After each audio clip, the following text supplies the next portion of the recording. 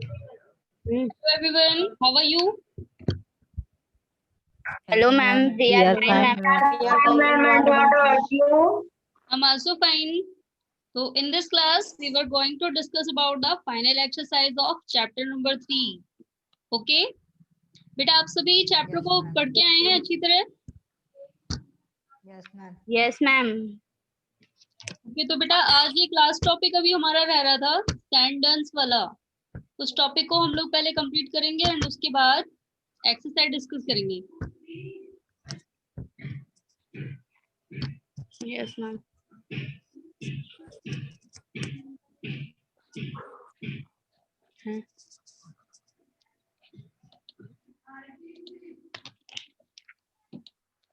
तो आज में एक last exercise work of mind ये डिस्कस करना है एंड उसके बाद हम सभी इस चैप्टर की फाइनल एक्सरसाइज डिस्कस करेंगे। तो बेटा आप सभी को ध्यान से सुनना है एंड इसके बाद आप सभी को जो एक्सरसाइज है वो आप सभी को ही बतानी है। ओके, आप सभी लोग का रिस्पॉन्स होना चाहिए। Yes, ma'am. चलिए, तो ये वाला लास्ट टॉपिक एक बार कंप्लीट करते हैं हम लोग, वर्क ऑफ माइंड। तो हमें अभी तक हमने क्या पढ़ा था कि हमारी जो रिवर है यानी कि वाटर के थ्रू कौन कौन सी चीजें फॉर्म होती है, रिवर कौन सी चीजें चेंज करती है हमारी अर्थ पे। उसके बाद हमने क्या डिस्कस किया था कि सी वेव्स यानी कि जो हमारे यहाँ समुद्र और बड़े बड़े से महासागर हैं वो कौन कौन सी चीजें चेंज करते हैं। तो अब जो नेक्स्ट आ जाता है वो है वाइंड। अब वाइंड जो है यानी कि जो तेज आंधियां चलती हैं, तूफान आते हैं, उनसे भी कई चीजें फॉर्म होती हैं। अब उनसे क्या चीजें फॉर्म होती है ये हमें आज की क्लास में डिस्कस करना है। ओके, तो आज का टॉपिक है Yes, ma'am. Work of wind. तो have you ever visited a desert? क्या आप में से कोई डेजर्ट गया है बेटा? आप में से कोई है जो डेजर्ट घूमने गया है? नहीं गया है कोई? नो। तो डेजर्ट फिलहाल ऐसी जगह है, देखने का मन तो करता है लेकिन वहां जाना नहीं चाहता कोई भी, क्योंकि वहां पर पानी ही नहीं है। हम तो वहां पानी की वजह से ही परेशान हो जाएंगे। बिना पानी के बहुत दूर दूर तक पानी ही नहीं मिलता लोगों को। सुना है ना आपने डेजर्ट के बारे में? Yes, ma'am. तो वहां पर बहुत दूर दूर तक पानी नहीं है और इसीलिए यहाँ पर केवल एक ही एनिमल है जो बहुत ज्यादा मिलता है, वो है कैमल। यस, क्योंकि कैमल एक ऐसा जानवर है ना, ये एक ऐसा एनिमल है जिसको जो एक बार पानी पी लेता है उसके बाद 3 महीने तक उसे प्यास ही नहीं लगती। वो 3 महीने तक बिना पानी के टहल सकता है पूरे डेजर्ट में। बट हम में से किसी के भी पास ये क्वालिटी नहीं है ना? No, ma'am. Yes, ma'am. तो इसलिए कैमल जो है यही डेजर्ट में पाया जाता है और उसको शिप ऑफ डेजर्ट भी इसीलिए कहा जाता है क्योंकि ये बिना पानी पिए और इस डेजर्ट में यानी कि जो धूल है इसके इसमें चल लेता है और इसके पैर भी नहीं धंसते हैं नीचे, और इसी वजह से इसे शिप ऑफ डेजर्ट भी कहा जाता है। तो बेटा आज हम पढ़ेंगे वर्क ऑफ वाइन यानी वाइन की वजह से क्या क्या चीजें चेंज होती हैं। तो ये मेनली कहाँ पर होता है वर्क ऑफ वाइन? हम वाइन के द्वारा फॉर्म होने वाली चीजें कहाँ पर देख सकते हैं? डेजर्ट में ही only. Try to collect some pictures of sandals. तो बेटा अभी हमें सैंडल्स के बारे में पढ़ना है। सैंडल्स क्या होती है? आप सभी को ये पिक्चर दिख रही है ना? Yes, ma'am. तो बेटा ये जो टीले से बने हुए हैं इन्हें ही सैंडल्स कहते हैं।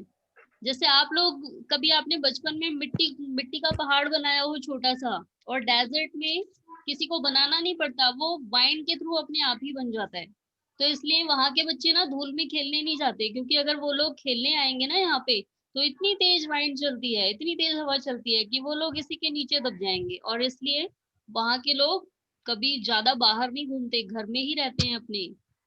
और यहाँ पर तो पेड़ भी नहीं होते, है ना? Yes, ma'am. चलिए अब आगे Yes, बढ़ते हैं। ma'am. An active agent of erosion and deposition in the desert is wine। तो डेजर्ट में केवल एक ही ऐसा कारण है जिससे जिससे कि एरोजन भी होता है, डिपोजिशन भी होता है। यानी कि एरोजन कैसे होता है? जब बहुत तेज हवा चलती है तो यहाँ वाली मिट्टी उड़ करके दूसरी जगह चली जाती है, एंड वहां पर जाके डिपॉजिट हो जाती है। और फिर क्या होता है, जब वहां से तेज हवाएं चलती है तब यहाँ वाली मिट्टी फिर से उड़ करके यहाँ आ जाती है, यानी कि वहां पर फिर से एरोजन हुआ और यहाँ पर आके डिपॉजिट हो गया। तो यहाँ पर यानी डेजर्ट में केवल वाइंड ही एक ऐसा कारण है जिससे एरोजन एंड डिपोजिशन दोनों ही पाए जाते हैं। In desert you can see rocks in the shape of mushroom. तो बेटा आप अगर डेजर्ट में कभी जाएं या आपने कभी पिक्चर देखी हो, वहां पर आपको जो रॉक्स हैं, मतलब वहां के जो पत्थर हैं, पत्थर तो नहीं होते फिलहाल, मिट्टी ही होती है और वो मशरूम की शेप में होती है। जैसे आप सभी लोगों ने मशरूम देखा है ना, वो ऊपर से छतरी की तरह होता है और नीचे से Yes, ma'am. खोखला होता है ना बेटा? Yes, Yes, ma'am. ma'am. तो Yes, सेम ma'am. वैसे Yes, ही ma'am. Yes, ma'am. यहाँ पर भी मशरूम रॉक देखने को मिलती है। अब इसका नाम मशरूम रॉक क्यों रखा गया है, देखिए अगर आप इस पिक्चर को देखें ना, ये देखिए, ये पहले तो ये पूरा टीला बन जाता है और जब यहाँ से फिर से हवाएं चलती हैं तो ये थोड़ी थोड़ी मिट्टी कट करके जाती रहती है। यानी कि ये पहाड़ तो बना हुआ है लेकिन इसके किनारे कट गए हैं, जैसे कि मशरूम दिखता है देखने में, और इसीलिए इसका नाम मशरूम रॉक रख दिया गया है। और ऐसा केवल एक पहाड़ में नहीं होता, एक सैंडल्स में नहीं होता है, सारे सैंडल्स में सेम ऐसा ही होता है। दिख रहा है ना आपको? Yes, ma'am. और बेटा इसीलिए Yes, इसका ma'am. नाम मशरूम रॉक रख दिया गया है। Winds erode the lower section of the rock more than the upper part। अब जो हवाएं चलती हैं, तेज हवाएं, वो ऊपर की मिट्टी को नहीं उड़ाती हैं ज्यादा, ज्यादातर किनारे किनारे से मिट्टी को उड़ा ले जाती हैं, नीचे नीचे से। Therefore, such rocks have narrower base and wider top। और इसीलिए इनका बेस नैरोअर होता है, पतला हो जाता है, एंड जो इनका टॉप है वो वाइडर होता है, चौड़ा हो जाता है, और इसीलिए इसका नाम मशरूम रॉक रखा गया है। When the wind blows, it lifts and transports sand from one place to another। और जब भी यहाँ पर हवाएं चलती हैं, वो क्या करती हैं, अपने साथ मिट्टी को एक जगह से दूसरी जगह उड़ा ले जाती हैं। And when it stops blowing, the sand falls and gets deposited in low hill like structure। These are called sand dunes। And जब हवाएं चलना रुक जाती हैं तो क्या होता है, जो मिट्टी है वो गिर जाती है और छोटे छोटे पहाड़ों के रूप में फॉर्म हो जाती है, जैसे ये दिख रहा है हमें नीचे वाला। और इन्हें क्या कहा जाता है, सैंडन्स। तो बेटा ये जो आपको ऊपर वाली दिख रही है ये है मशरूम रॉक। एंड जब ये हवाएं रुक जाती हैं, जो ये नीचे फॉर्म हो रहे हैं जिनमें नीचे से कट नहीं है, इन्हें क्या बोलते हैं हम, सैंडन्स। Okay? Yes, ma'am. Yes, ma'am. पता लग गया आप सभी को इन दोनों के बारे में? Yes, ma'am. Yes, ma'am. Yes. Yes, ma'am. अब आगे देखते हैं। When the grains of sand are very fine and light, the wind carry it over very long distance। अब बेटा जो मिट्टी बहुत ज्यादा हल्की होती है वो यहाँ पर आके डिपॉजिट नहीं होती, वो और ज्यादा दूर उड़ के चली जाती है। एंड फिर क्या होता है, when such sand is deposited in large areas। और उसके बाद क्या होता है, जो ये हल्की मिट्टी होती है, जो बहुत हल्की मिट्टी होती है, वो दूर वाले पार्ट में जाकर के इकट्ठी हो जाती है, यानी वहां पर जाकर के डिपॉजिट हो जाती है, वो भी प्लेन एरिया में। ऐसा नहीं है कि वहां पर जाके फिर से सैंडल्स बनाए, क्योंकि वहां पर इतनी सारी मिट्टी नहीं जा पाती है, वहां पर केवल थोड़ी मिट्टी जाती है, तो वो प्लेन्स एरिया में फैल जाती है। और इसे क्या बोलते हैं, it is called loess. Okay? Yes, ma'am. Yes, ma'am. और बेटा लोएस को आप सभी ने अगर पढ़ा हो, प्लेट्यू के बारे में पढ़ा है ना आप सभी ने? Yes, ma'am. तो बेटा लॉयस एंड प्लेट्यू ये दोनों कहीं ना कहीं एक दूसरे के सिमिलर हैं। जो लॉयस हैं ये प्लेट्यू का ही एक ग्रुप है, क्योंकि प्लेट्यू मीन्स पठार होता है जहां पर पर्वत कट जाने के बाद ऊपर जो माउंटेन बना होता है, जब उसका ऊपर वाला पार्ट कट जाता है तो उसे हम प्लेट्यू कहते हैं। और यहाँ पर क्या होता है, ये जो मिट्टी है हल्की वाली मिट्टी, ये भी जा करके प्लेन रूप में रुकती है। ये ड्राइंग प्रखर दुबे, बेटा आप ड्राइंग कर रहे हो स्क्रीन पे,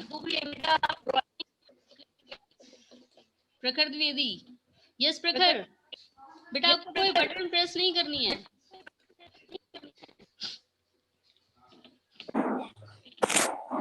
चलिए अब आगे देखते हैं फिर। तो बेटा आप सभी को इनके बारे में पता लग गया?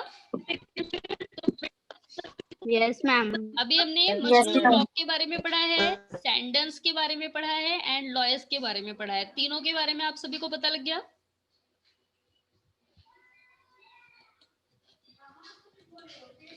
चलिए अब क्वेश्चन आंसर पूछ लेते हैं आप सभी से, उसके बाद हम लोग एक्सरसाइज स्टार्ट करेंगे। Okay Yes, ma'am. Yes, ma'am. First question का आंसर यस मुस्कान आप बताएंगे बेटा, what are mushroom rock? Ma'am, in the desert, the rocks which looks like mushroom, they are called mushroom rocks. And इनकी एक और quality होती है बेटा, ये आगे इन्हीं के बारे में बताया है। Ma'am, when the wind erodes the lower section of the rocks more than the upper part erodes, and the rocks form narrow base and wider top, and it lifts and transport sand from one place to another. कि मुस्कान बेटा इसके answer में अगर आपसे definition पूछी जाए what are mushroom rock, तो आपको केवल इतना ही बताना है कि when the wind erode the lower section of the rock more than the upper part, and these rocks have narrower base and wider top, and this type of rocks is known as mushroom rock. Okay, Yes, ma'am. चलिए next अभिषेक आप बताएंगे बेटा, what are sand dunes? Ma'am, when the air start blowing, the air blow the sands from one place another to another, so the soil deposited like a hill structure that is called sand dune. Okay, very good. चलिए now Utkarsh, you tell what is loess? Ma'am, when sand deposit is called loess. बेटा आपकी आवाज बहुत slow आ रही है। आदर्श आप बताइए।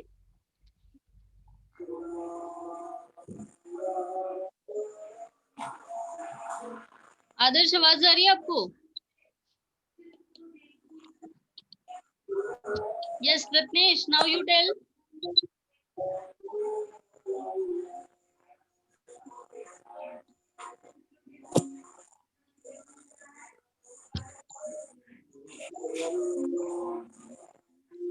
रत्नेश आवाज आ रही है?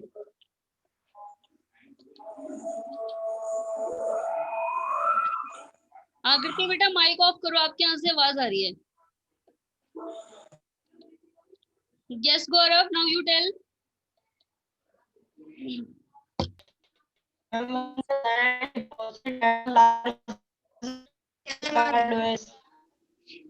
मैम वॉइस आ रही है।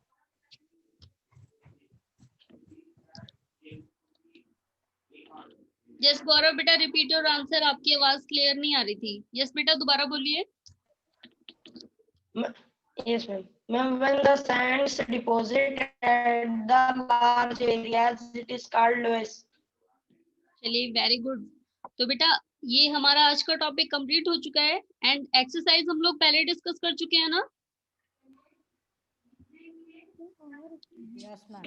ये ओनली Yes, हमारा एक क्वेश्चन रह रहा था, व्हाट आर सैंड डन्स। तो अभी आज हमने इन्हें पढ़ा है इस वाले टॉपिक को, एंड आप सभी लिख लेंगे ना इसके बारे में। Yes, ma'am.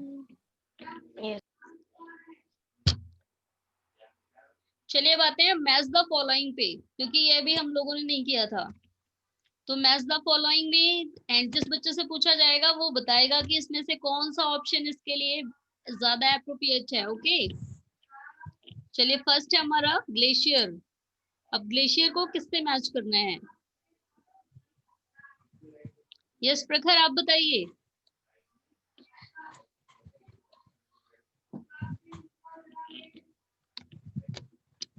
यस प्रखर बेटा ग्लेशियर को किससे मैच करेंगे हम?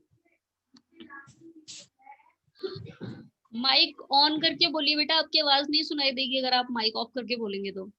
Yes ma'am vibrations of earth. No, glacier को वाइब्रेशन ऑफ अर्थ से। No ma'am earthquake. उत्कर्ष आप बताइए।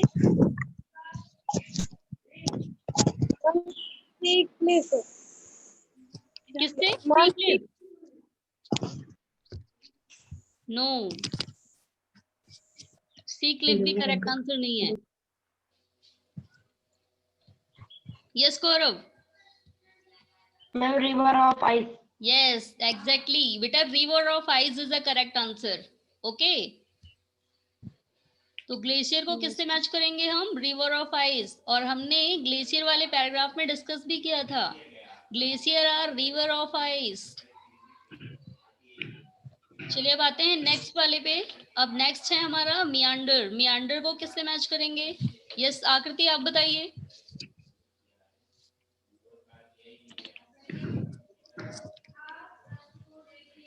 Ma'am reverse. मियांडर को किससे मैच करना है? रिवर से।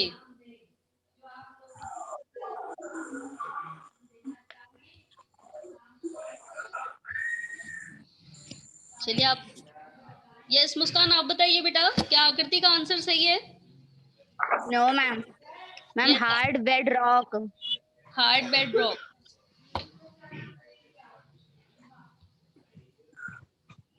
Ma'am, red rock.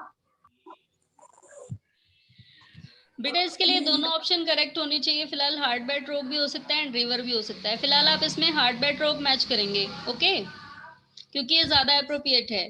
अब नेक्स्ट आते हैं बीच पे। बीच को किससे मैच करना है? यस अभिषेक आप बताइए। यस अभिषेक बेटा। Shore. Seashore. Yes seashore is the correct answer, क्योंकि बीच मेनली शीशोर ही होता है। अब आते हैं नेक्स्ट सैंडन्स। यस उत्कर्ष आप बताएंगे बेटा, सैंडन्स को किससे मैच करेंगे? अभी अभी हमने पढ़ा है। Yes Ma'am, desert. डेजर्ट। ये सैंडन्स को हम डेजर्ट से भी मैच कर सकते हैं, मशरूम रॉक से भी, क्योंकि जो मशरूम रॉक है, जब इसका एरोडेड पार्ट, जब ये एरोडेड नहीं होती है, मतलब एरोडेड बाद में होना शुरू होती है ये, और जब ये एरोड नहीं होती उसके पहले ये सैंडल्स के फॉर्म में ही होती है। तो बेटा इसमें आप फिलहाल मशरूम रॉक से ही इसको डेजर्ट से मैच करेंगे। अब नेक्स्ट आते हैं वाटरफॉल।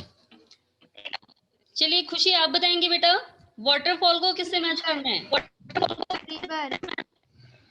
ये आवाज किसके यहाँ से आ रही है इतनी? अखिलेंद्र बेटा आप अपना माइक ऑफ करिए। कहाँ से आ रही है? River. River. यस खुशी बेटा, वाटरफॉल को किससे मैच करेंगे? Ma'am, river. रिवर। यस गौरव आप बताइए बेटा, खुशी का आंसर करेक्ट है? Yes, ma'am. यस मुस्कान आप बताइए, वाटरफॉल को किससे मैच करेंगे? Ma'am, rivers. रिवर्स। तो बेटा वाटरफॉल को किससे मैच करना है हमें? रिवर से, क्योंकि ये किसका फॉर्म है? रिवर का ही। अब आता है नेक्स्ट अर्थक्वेक।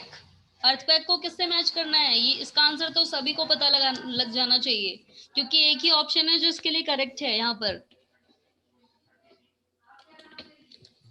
चलिए इसका आंसर कौन बताएगा? यस काव्यांशु बताएंगे इसका आंसर।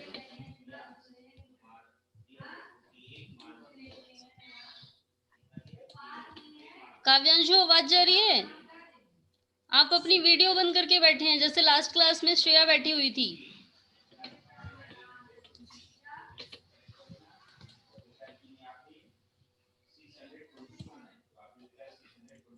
यस रत्नेश आप बताइए बेटा। Ma'am vibration of earth. Yes Kavyanshu बेटा आवाज जा रही है? काव्यांशु के यहाँ नेटवर्क प्रॉब्लम है, अच्छा शायद इस वजह से ये वीडियो ऑफ करके बैठे थे। चलिए रत्नेश ने इसका बताया अर्थक्वेक का वाइब्रेशन ऑफ अर्थ, तो बेटा यही करेक्ट आंसर है। तो मैचिंग में आप सभी को ग्लेशियर को आपको मैच करना है किससे? River of ice. मियांडर आपका किससे मैच होगा? Hard bed rock. बीच आपका किससे मैच होता है? शीशोर से। And sandals desert. And waterfall किससे मैच होगा? रिवर। एंड लास्ट है आपका अर्थक्वेक, इसको किससे मैच करना है? Vibration of earth. तो बेटा अब हम आते हैं नेक्स्ट क्वेश्चन पे। Give reason. आपको ये जितने भी आपसे ये पॉइंट पूछे हुए हैं आपको इनके लिए रीजन देना है कि ऐसा क्यों होता है। सुनाई नहीं दे रहा है। काव्यांशु बेटा जब आप वीडियो बंद करके बैठे थे तब आवाज आ रही थी? No ma'am. तब फिर वीडियो क्यों बंद करके बैठे थे? कम से कम ये तो दिखता कि आप सुन रहे हो या नहीं। आप ऐसी जगह पे बैठे हो जहाँ पे नेटवर्क ही नहीं आ रहा, तो बेटा आप पहले ही चेक कर लिया कीजिए, आप सभी क्लास के पहले ही, कि इस प्लेस पे नेटवर्क है या नहीं है। ठीक है, यस मैम। अब आपको सब सुनाई दे रहा है, आपने बोल दिया yes ma'am.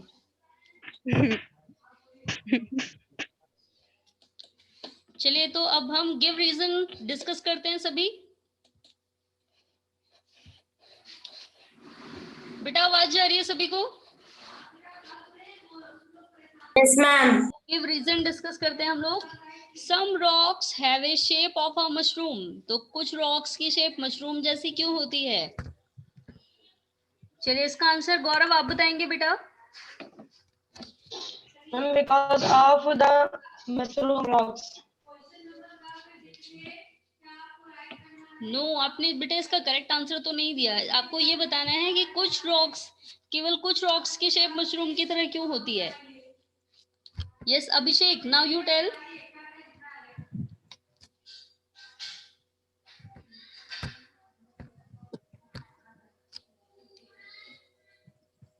Yes Abhishek. Yes, ma'am. Some rocks have a shape of mushroom because wind eroded the lower section of the lower section of the soil more than the upper part. Okay very good.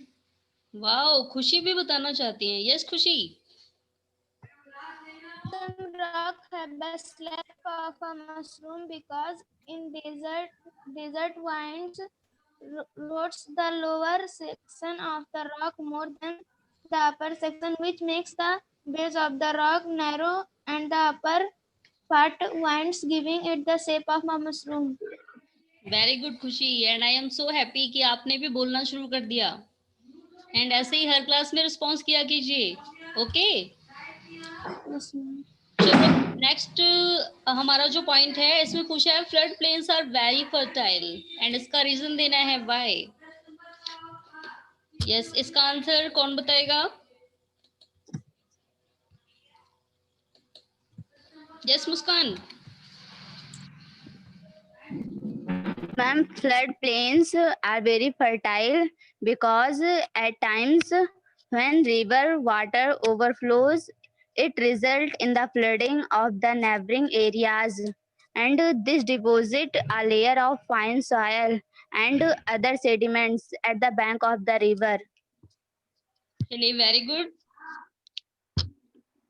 तो अभी हमने दो top point discuss किए हैं, एक तो mushroom rock and दूसरा है फ्लड प्लेन वाला। अब थर्ड आते हैं sea caps are turned into stack. अब ऐसा क्यों होता है, इसका आंसर कौन देगा? यस रत्नेश आप बताइए। Ma'am, when cavities in sea caves become bigger and bigger, ma'am, only the roof of caves remain. Ma'am, by this the sea arch formed. Ma'am, further erosions break the roof and only walls are left, ma'am, which forms the stacks. Okay बेटा well tried. चलिए अब और कौन बताएगा इसी question का answer? Yes गौरव आप बोलिए बेटा। Yes, ma'am. Ma'am,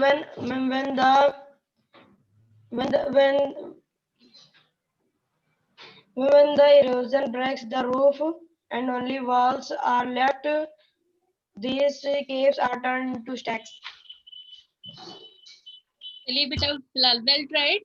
अब ये सी कैव आर टर्न्ड इनटू स्टैक्स, आपका इसका रीजन क्या देना है? Because of the force of sea waves and due to the erosion and due to the erosional process by the sea caps and sea waves. Okay, इसमें आपको इतना long answer नहीं देने की जरूरत है कि पहले सी कैप फॉर्म होती है फिर सी आर्क फॉर्म होता है उसके बाद सी स्टैक फॉर्म होता है। आपको केवल इसके लिए छोटा सा आंसर देना है कि ऐसा हुआ क्यों। Okay Yes, ma'am. चलिए अब नेक्स्ट पे आते हैं, building collapse due to the earthquake.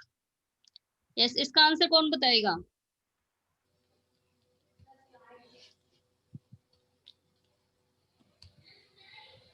इसका आंसर पता है किसी को? यस अभिषेक।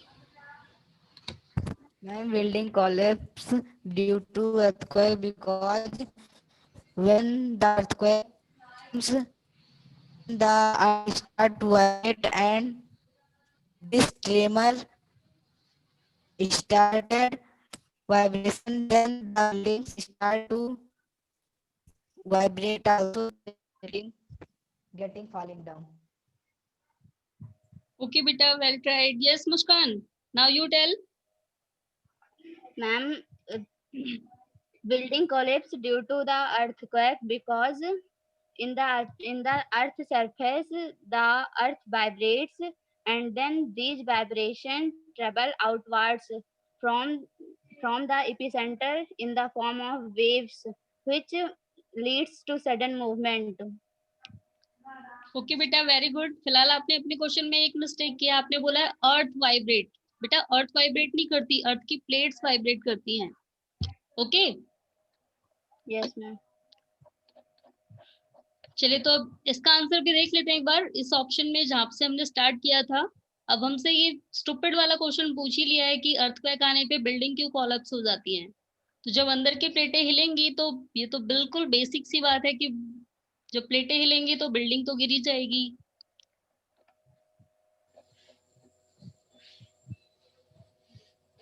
चलिए, इसका आंसर कहाँ से लेना है हमें? अर्थक्वेक के बारे में कहा गया था। यस, यहाँ पर when the lithospheric plates move, the surface of the earth vibrates and this vibrates can travel all around the earth and the place in the crust where the movement started। ये आप सभी को ये वाला नहीं बताना है, आप केवल इतना लिखेंगे एंड उसके बाद बताना है आपको because of the movement of the plates the earth's upper crust are also vibrate and the building collapsed। okay Yes ma'am.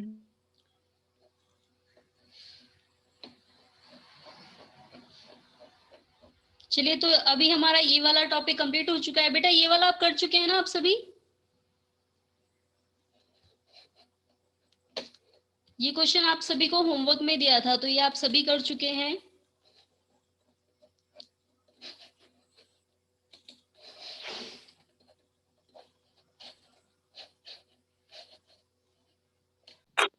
Okay Yes, ma'am. Yes, ma'am. में व्हाट आर सेंटेंस, एक आप इस क्वेश्चन का आंसर करेंगे and उसके बाद matching करनी है आपको, गिव रीजन करना है एंड वोकैबुलरी आपको सेंड किया ही जा चुका है, वो भी करना है आपको। यानी कि आज आपके पास बहुत सारा होमवर्क है। ये आप लोग पहले ही कर चुके हैं ना बेटा? Yes, ma'am. Yes, ma'am.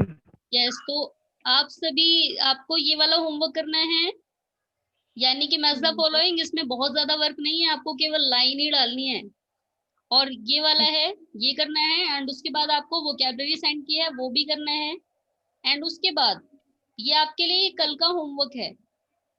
ठीक है? Yes ma'am. इसमें आपको पजल सॉल्व करना है। जैसे आप सभी अगर आपको कोई पहेली पूछ लेता है, आपसे कोई पजल्स पूछता है तो आपको बहुत मजा आता है उसको सॉल्व करने में, तो फिलहाल उतना ही इंटरेस्ट लेके इसे भी सॉल्व करना है। Okay Yes ma'am. अब इसको करना कैसे है, एक देखिए, एक सॉल्व कर लेते हैं हम। जैसे हमें दिया है first number, rise and fall of water caused by friction of wind on water surface.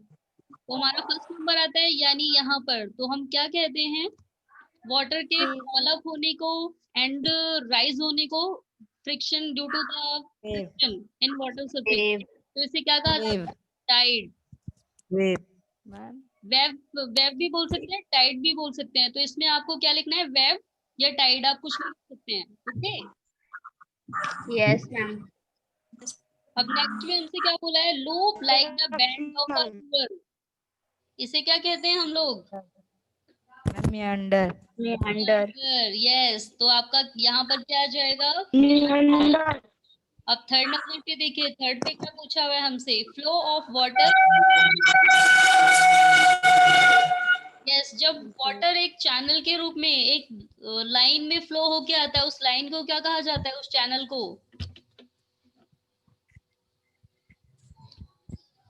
चलिए, कंफ्यूज हो गए आप? बेटा, जब पहाड़ों से पानी निकलना शुरू होता है तो वो अर्थ सरफेस पे किस फॉर्म में आता है? हम उसे क्या कह के बुलाते हैं? ma'am, river, River. यस, तो थर्ड में क्या आएगा? रिवर। Okay, Yes. फोर्थ देखिए, फोर्थ में क्या बोला है? Solid form of water. Water के सॉलिड फॉर्म को क्या कहा जाता है? ice, ice, ice, तो कर लेंगे सभी? ice, yes ma'am, डिफिकल्ट नहीं है ना आपके लिए? no man, Yes, ma'am. No. तो बेटा, ये वाला होमवर्क आपको कल करना है, यानी कि जब आप लोग ये सारा काम करके थक जाएंगे तब आपको थोड़ा फन करना है, और ये फन वाली एक्टिविटी आपकी कल हो जाएगी। Okay? yes ma'am, and Yes, ma'am. बेटा, जो नेक्स्ट क्लास होगी उसमें आप सभी का टेस्ट होगा।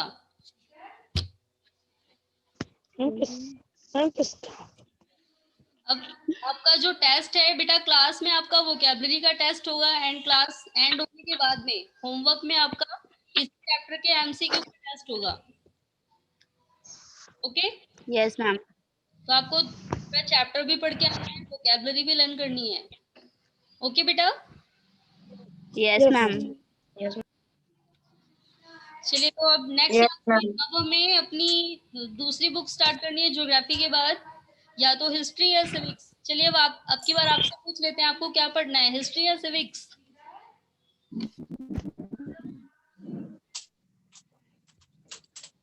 कुछ भी नहीं बोलना है। यस बेटा, कौन सी बुक पढ़नी है, हिस्ट्री या सिविक्स? क्या स्टार्ट किया जाए?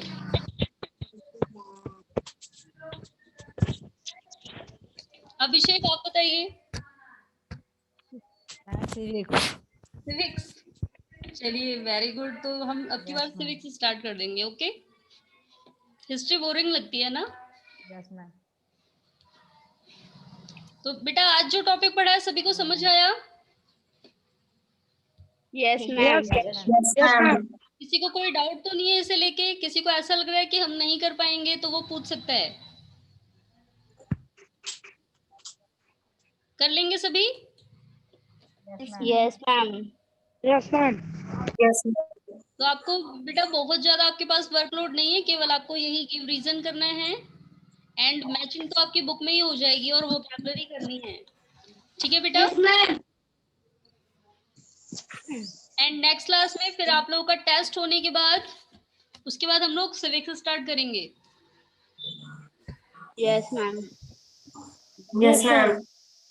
चलिए, फिलहाल टाइम बचा है तो हम ये वाला पजल सॉल्व कर लेते हैं आगे।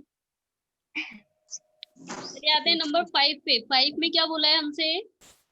Steep perpendicular face of rock along a sea coast. इसमें क्या आना चाहिए? यस, क्या आएगा?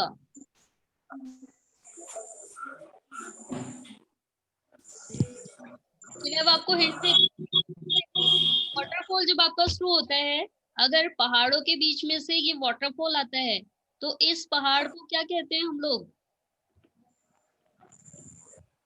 cliff, Cliff. यस, तो आपको क्लिफ ही लिखना है यहाँ पर। ओके?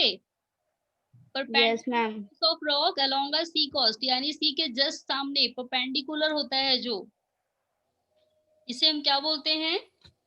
क्लिफ। अब आते हैं cliff, नंबर पे। Debris of boulder and coarse material carried by glacier. तो बेटा, ये सभी तो हमने पढ़ा ही था ना लास्ट क्लास में। ग्लेशियर के साथ जितनी भी चीजें बह करके आती हैं उसके साथ में, उन्हें हम क्या कहते हैं? Moraine. मोरेन्स। यस, तो इसमें क्या लिखना है आपको? मोरेन्स। 6 में यहाँ क्या आ जाएगा आपका? मोरेन्स। अब आते हैं 7 नंबर। 7 पे क्या पूछा है? Moving mass of ice. glacier, glacier, yes, खुशी भी पढ़ने लगी है, खुशी इंटेलिजेंट हो गई। चलिए अब 8 नंबर पे आते हैं। 8 crescent shaped lake formed by a meandering river। Crescent shape, crescent तो बेटा आप सभी को पता है, छोटा सा चांद जिसे बाल चांद भी कहा जाता है, न्यू मून, ईद वाला। Oxbow lake. Oxbow Lake. Oxbow lake. अब 9 पे आते हैं। 9 में क्या बोला है हमसे? Sudden descent of water in the bed of a river. Waterfall.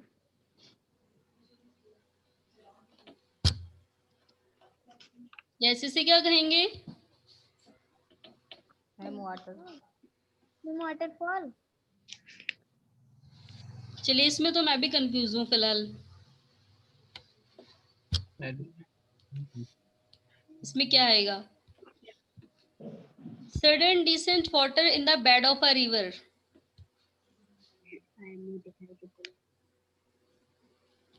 Yes, इसमें वाटरफॉल ही आएगा। चलिए बेटा, तो बाकी का जो है वो आपको अपना होमवर्क में करना है, क्योंकि टाइम हो चुका है, अब हम आगे और डिस्कस नहीं कर सकते। ओके? And Yes, ma'am. भी आपको प्रॉब्लम होगी तो आप लोग पूछ सकते हैं, या फिर जो नेक्स्ट क्लास होगी हमारी, हम लोग उसमें डिस्कस कर लेंगे। ओके बेटा? Yes, ma'am. चलिए फिर आज के लिए इतना ही। Goodbye everyone. Ma'am, goodbye. Goodbye. Goodbye.